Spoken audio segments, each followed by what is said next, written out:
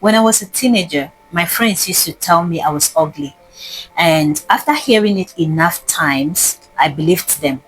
So I stopped putting myself forward. I stopped trying. I stayed in the background until one day something happened at school that changed everything. There was a dance competition, and for some reasons I raised my hand. Even I didn't understand why. A chocolate company came to my school and picked a few students to compete, and one of my friends was there too. Round after round, students got eliminated. But I just kept dancing the way I always dance at home, without thinking about anyone watching. I won. Chocolate, books, colors, everything. For a moment, everything felt different. People looked at me differently. And I started thinking, maybe everything they said about me wasn't true. But that feeling didn't last long, because after that day, they went right back to it. You think you can dance? Don't even try. And slowly, I went quiet again. But something inside me had already changed. I started questioning everything I believed about myself. There are so many things I wish someone had told me as a teenager. Things that could have saved me years of self-doubt, confusion, and fear. The habits you built at home don't stay at home. They follow you everywhere. Respect, discipline, how you respond to correction. That's training for your future life.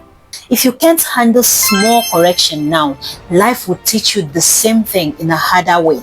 Not every friendship is meant for you. Some people are just familiar, not right for your growth. I learned that the hard way. Growing up, my parents were friends with a family who had a kid my age. Whenever their parents had to work, I would spend the day at their house, including study time. But their kid never actually studied. He would play around, do anything but read. The moment his mom came to check on us, he would grab a book and pretend he had been studying the whole time. When she asked, "Are you two studying?" he would reply, "Yeah, yeah." Then turn to me and whisper, "Make sure you back me up." I didn't want to lie, but I made sure I did it anyway because I didn't want to cause any problems. As I got older, I realized I was being pulled into something that didn't align with who I was. So I stopped going. My parents asked why. I told them straight, "He's not my friend." They were shocked, but I knew how I felt. If you can't speak for yourself now, you will struggle to speak up for yourself later. So speak up. Say what you actually want. Your voice matters. And hear me on this. No one is better than you. No one. What people say about you is not always who you are. People were wrong about me for a long time. And I believed them until that dance competition made me question everything. So look at yourself and remind yourself, I am enough, I am intelligent, I am valuable, I am special. Not because it is easy, but because it's the truth. You need to hear more than their opinions. Don't rush into relationships thinking they defined your value.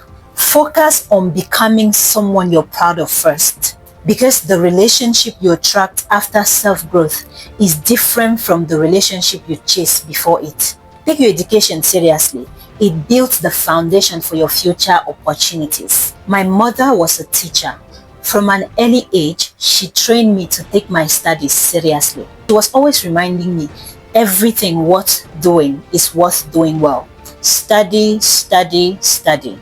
That's how I built the habit of studying without being told, knowing when to sit down and work even when no one is watching. So when I got to the university without her there to remind me, that habit stayed with me. There were distractions everywhere, but I never let anything come between me and my books. I graduated with honors. The discipline you built at home doesn't stay at home. It follows you for life. Clean your space, manage your time, do things even when no one is watching. Because discipline isn't built in big moments, it's built in small daily choices. And yes, be a teenager. Laugh, play, make memories. My parents were strict, and growing up, I didn't have friends outside the ones they chose for me. Now that I'm older, I realize I have almost no memories of me playing.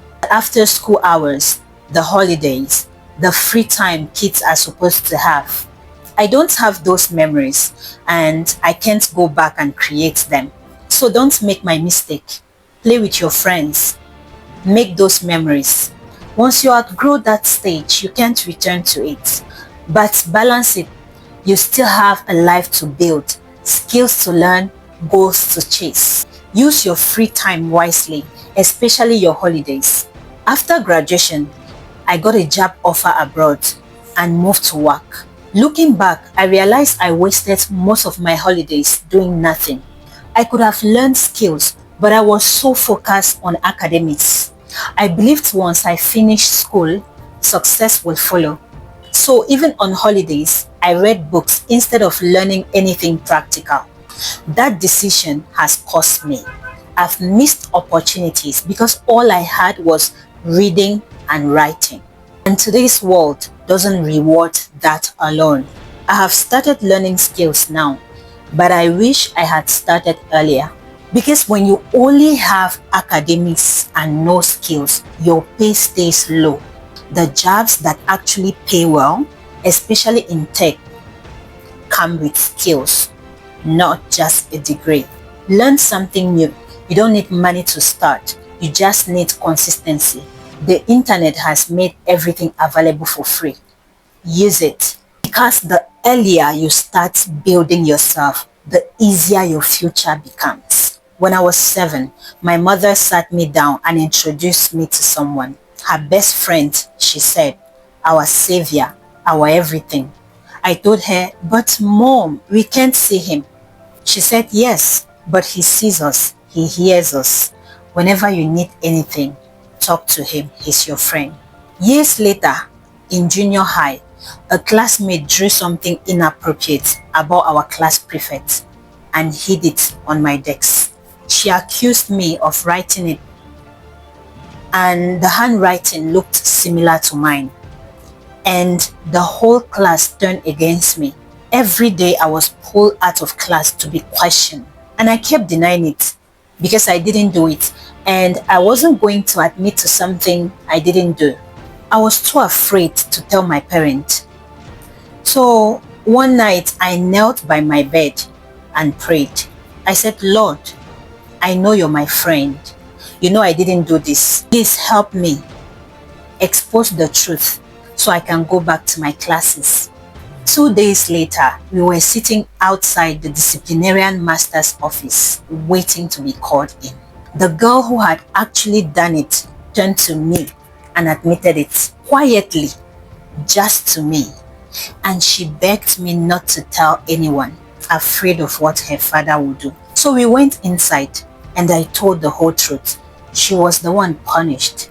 That day I believed fully what my mother had told me those years before, that there is a God in heaven and when you call on him, he answers. So never stop praying. Ask for wisdom, ask for guidance, ask for strength. Life will test you in ways you don't expect. Your teenage years are not just about growing older. They are about becoming the person you will live with for the rest of your life. So build someone you're proud of, because one day you will meet that person and you will have to live with them.